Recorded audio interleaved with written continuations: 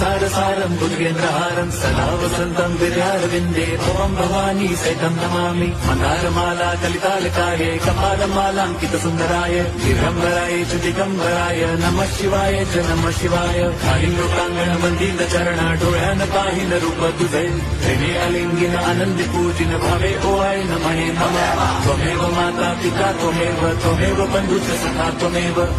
विद्या द्रविणं त्वमेव सर्वं मम देवदेव कायेन वाचा मनसेन्द्रियैर्व बुद्ध्यात्मना वा प्रकृति स्वभावात् करोमि यद्यत् सकलं परस्मै नारायणाय समर्पयामि अच्युतं केशवं राम नारायणं कृष्णदामोदरं वासुदेवं हरिं श्रीधरं माधवं गोपिका वल्लभं जानकी नायकं रामचन्द्रं भजे हरे राम